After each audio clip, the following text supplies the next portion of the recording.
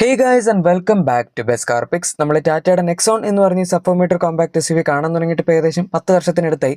2017 ഈ വണ്ടി ലോഞ്ച് ചെയ്യുന്നത്. 2020 ഇതിന് അത്യാവശ്യം നല്ലൊരു മേജർ ഫേസ് ലിഫ്റ്റ് കിട്ടിയായിരുന്നു. അത് കഴിഞ്ഞ് 2023 അത്യാവശ്യം നല്ല കോംപ്രിഹെൻസീവ് ആയിട്ടുള്ളൊരു മേജർ ഫേസ് ലിഫ്റ്റ് തന്നെ കിട്ടിയായിരുന്നു. എന്തായാലും ഇത്രയും കാലമായിട്ട് ഫേസ് ലിഫ്റ്റ് മാത്രമേ വന്നിട്ടുള്ളൂ, ജനറേഷൻ അപ്ഡേറ്റ് പെൻഡിങ് ആണല്ലോ.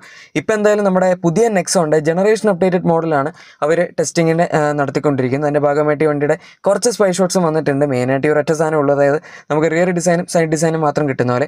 നെക്സോൺ തന്നെയാണെന്ന് ഉറപ്പിക്കാൻ ഏകദേശം ഒരു ബോഡി പ്രൊപ്പോർഷൻസ് ഉണ്ടാൽ മതി. അതുപോലെ അലോയ്സും നമുക്കിപ്പോൾ കിട്ടുന്ന നെക്സോണിൻ്റെ സെയിം തന്നെയാണ് അവർ കൊടുത്തിരിക്കുന്നത്. അത് ജസ്റ്റ് ടെസ്റ്റിങ്ങിന് വേണ്ടി ഇപ്പോൾ ഇട്ടതായിരിക്കും. വണ്ടി 2027 വരുള്ളൂ എന്നാണ് പറഞ്ഞിരിക്കുന്നത്. അലോയ്സ് ഒക്കെ ഡിസൈൻ ചെയ്യാൻ ഒരുപാട് സമയമുണ്ട്.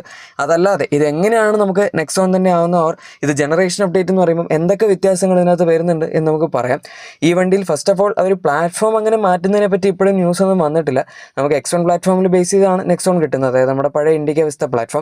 അതിൻ്റെ കുറച്ചും കൂടെ അപ്ഡേറ്റഡ് ആയിട്ടുള്ള ഒരു മോഡലായിരിക്കും ഇപ്രാവശ്യം വരുന്നതെന്ന് മാത്രമേ പറഞ്ഞിട്ടുള്ളൂ. അല്ലാതെ ഫുള്ളി റീവർക്ക് ചെയ്തിട്ടുള്ള, അല്ലെങ്കിൽ ഒരു മറ്റേ ആൽട്രോസിൻ്റെ ആൽഫ പ്ലാറ്റ്ഫോം അല്ലെങ്കിൽ പഞ്ചൻ്റെ ആൽഫ പ്ലാറ്റ്ഫോം, അങ്ങനത്തെ ഇപ്പോൾ സിയറ പ്ലാറ്റ്ഫോം, അങ്ങനത്തെ പുതിയൊരു പ്ലാറ്റ്ഫോമിലേക്ക് പോകാൻ മാത്രമുള്ള ആവശ്യമില്ല എന്നുള്ളതാണ് ഇപ്പോഴത്തെ വിലയിരുത്തൽ. ഡിസൈൻ കണ്ടാലും നമുക്ക് ഏകദേശം അങ്ങനെ തോന്നും. ഫസ്റ്റ് ഓഫ് ഓൾ ഇതിൻ്റെ ബാക്കിലത്തെ ഡോർ എടുക്കുകയാണെങ്കിൽ നമ്മുടെ ഇപ്പോൾ കിട്ടുന്ന വണ്ടി കുറച്ചധികം സ്ലോപ്ഡ് ആണ്, അതതിൻ്റെ മറ്റേ ഗ്ലാസ് ഏരിയയൊക്കെ. ഇത് കുറച്ചും കൂടെ സ്റ്റഡി ആയിട്ട് കൊടുത്തിട്ടുണ്ട്. അതുപോലെ നമ്മുടെ ക്വാർട്ടർ പാനൽ വരുന്ന വ്യത്യാസമുണ്ട്. ഭയങ്കരമായിട്ടുള്ള ഒരു ഫ്ലോട്ടിംഗ് ഡിസൈൻ അവർ എടുത്ത് കളഞ്ഞു, ഒരു കൂപ്പ ലൈക്ക് ഡിസൈൻ. അതിന് പകരം ഇത്തിരി കൂടെ ബോക്സ് ആക്കിയിട്ടുണ്ട്. പക്ഷേ എന്നാലും സ്റ്റിൽ ഒരു കർവി ഡിസൈൻ തന്നെയാണ് ബാക്കിലേക്കൊക്കെ വരുമ്പോഴേക്കും അവർ പിടിച്ചിരിക്കുന്നത്. ടെയിൽ ലാംപ്സിൻ്റെ പൊസിഷനും കാര്യങ്ങളൊക്കെ കുറേയൊക്കെ സിമിലർ ആയിട്ട് തോന്നും. പക്ഷേ അഗൈൻ ജനറേഷൻ അപ്ഡേറ്റ് ആയതുകൊണ്ട് തന്നെ എന്തായാലും വ്യത്യാസം ഉണ്ടാകും. പിന്നെ അവർ ഇപ്രാവശ്യം ഈ വണ്ടിയിൽ ഫ്ലഷ് ഫിറ്റിംഗ് ഡോർ ഹാൻഡ്സ് ഒന്നും കൊടുത്ത് നമ്മൾ ബുദ്ധിമുട്ടിക്കാൻ ശ്രമിച്ചിട്ടില്ല. സിയറിലൊക്കെ അവർ കൊടുത്തായിരുന്നു. പിന്നെ ഇപ്പോൾ അൾട്രോസിൻ്റെ അകത്തും വരുന്നുണ്ട്. ഈ വണ്ടിയിൽ ഇപ്പോഴും നോർമൽ ഡോർ ഹാൻഡിൽസ് വെച്ച് തന്നെയാണ് അവർ ടെസ്റ്റ് ചെയ്തുകൊണ്ടിരിക്കുന്നത്. വളരെ നല്ല കാര്യമാണ്. ചൈനയിൽ ഏകദേശം 40 ലക്ഷത്തിൻ്റെ മുകളിൽ വണ്ടികൾ ഇപ്പോൾ ഈ ഫ്ലഷ് ഫിറ്റിംഗ് ഡോർ ഹാൻഡിൽസ് കാരണം മാത്രം തിരിച്ചു വിളിച്ചിട്ടുണ്ട്. അത് അല്ലാതെ പിന്നെ നമുക്ക് ഇവിടെയാണെങ്കിലും വണ്ടി ആക്സസ് ചെയ്യാൻ പെട്ടെന്ന് പുതിയൊരാൾ വരികയാണെങ്കിൽ അത് തുറന്നു കൊടുക്കാൻ പഠിപ്പിക്കണം. അതല്ലാതെ എന്തെങ്കിലും ആക്സിഡൻസ് ഉണ്ടാവുകയാണെങ്കിൽ പ്രശ്നമുണ്ടെന്നുള്ള രീതിയിലാണ് ചൈനയിൽ ഇതൊക്കെ തിരിച്ചു വിളിച്ചിരിക്കുന്നത്. സോ അതാണ് സംഭവം. പിന്നെ നമ്മുടെ മിറേഴ്സിൻ്റെ ഡിസൈനൊക്കെ ഓൾമോസ്റ്റ് സെയിം ആണ്. പിന്നെ ഇതിനിയും സബ്ഫോമീറ്റർ വണ്ടി തന്നെയായിരിക്കും. ആ ഒരു സെഗ്മെൻറ്റിൽ നിന്ന് ഈ വണ്ടി എന്തായാലും പുറത്തു പോകാൻ പറ്റില്ല. എനിവേ ഈ വണ്ടി വരുമ്പോഴേക്കും നമുക്ക് ഈ ഒരു സെഗ്മെൻറ്റിനെ സംബന്ധിച്ചിടത്തോളം ഇപ്പോൾ പുതിയ പ്രസ് വന്നു. അതൊരു വളരെ മൈനർ അപ്ഡേറ്റ് ആയിരുന്നു. അതല്ലാതെ 2027-28 സോണറ്റിൻ്റെ അപ്ഡേറ്റ് വരാം. വെന്യൂ ഓൾറെഡി ഇപ്പോൾ വന്നിട്ടുണ്ട്. 3X കുഴപ്പമില്ല. പിന്നെ സിറോസ് ഉണ്ട്. അങ്ങനെ ഒരുപാട് ഓപ്ഷൻസ് ഈ ഒരു സെഗ്മെൻറ്റ് കിട്ടുന്നുണ്ട്. ബാക്കി വണ്ടികളിലെ അപ്ഡേറ്റ്സും അതൊക്കെ വരും. ഈ വണ്ടിയിലാണെങ്കിലും ഇപ്പോൾ തന്നെ ഇഷ്ടംപോലെ ഫീച്ചേഴ്സ് ഉണ്ട്. ഇപ്പോൾ വെന്റിലേറ്റഡ് സീറ്റ്സ് ആയിക്കോട്ടെ, പാനോറാമിക് സൺറൂഫ് ഈ വണ്ടിയിൽ കിട്ടുന്നുണ്ട്. പിന്നെ നമുക്ക് ഓട്ടോ AC ആയിക്കോട്ടെ, അതുപോലെ വയർലെസ് ചാർജർ, 360 ക്യാമറ എന്ന് പറയേണ്ട ഈ സെഗ്മെൻറ്റിൽ ഒരു വണ്ടിയിൽ എന്തൊക്കെ കൊടുക്കാൻ പറ്റുമോ മാക്സിമം ഫീച്ചേഴ്സ് ടാറ്റ കൊടുത്തിട്ടുണ്ടായിരുന്നു. ഇനിയും എന്ത് കൊടുക്കാൻ പറ്റും എന്നുള്ളതാണ് ഞാൻ ആലോചിക്കുന്നത്. വേണമെങ്കിൽ ഇലക്ട്രിക് സീറ്റ്സ് കൊടുക്കാം, മെമ്മറി ഫംഗ്ഷനൊക്കെ അവർക്ക് കൊടുക്കണമെന്നുണ്ടെങ്കിൽ കൊടുക്കാം, അത്രയ്ക്കേ ഉള്ളൂ. അല്ലാതെ അവർ ഹാരിയറിൽ കൊടുക്കുന്നതിൻ്റെ ഓൾമോസ്റ്റ് 70% സാധനങ്ങൾ ഈ വണ്ടിയിൽ കൊടുക്കുന്നുണ്ട്.